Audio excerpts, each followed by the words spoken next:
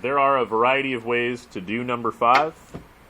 The way that most people, I think, do a problem like this is a proportion, is over of, percent over 100.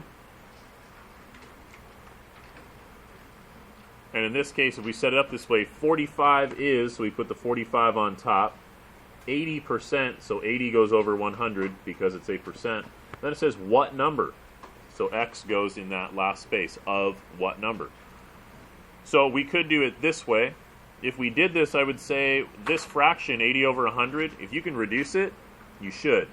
You want the smallest numbers possible when you go to do a problem like this. So the first thing that I would imagine most people think of is what number goes into 80 and 100? Probably 5 or 10, because they end in 0, right? 10 would be bigger, so let's use the 10. If I reduce this, it would become 8 over 10.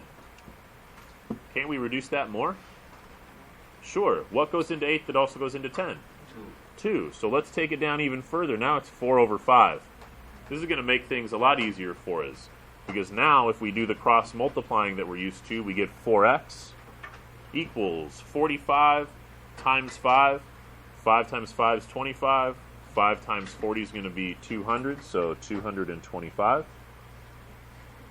So now, instead of trying to fit 80 into 4,500, I'm only trying to fit 4 into 225. So reducing it at the beginning is going to make this a little bit easier. So we're just asked, how many times would 4 go into 225? Well, it doesn't go into 2, but it goes into 22 5 times. So bring down the 20, we get 2 left over.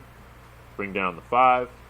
4 goes into 25 6 times, because that would be 24. 1 left over. Now we start adding zeros and bringing them down. Sorry, there shouldn't be a decimal there. So now we got our decimal. 4 goes into 10 twice, and if we keep going with this, the next one would be a 5. So we end up with, and it's a little sloppy there, so I'll rewrite it, 56.25. Now you don't have to do this as a proportion. You could do this as a decimal problem. It's a little bit more challenging for people to think of in this case. But you want 80% of what number? So if you really wanted to do this as a decimal, you could say 0.8 times something is supposed to give me 45.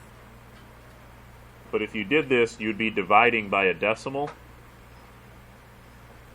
which some people are not quite as comfortable with. So the standard way of doing it, or not standard, but the common way of doing this is to use the proportion to do it. You could use a decimal, you would get the same answer.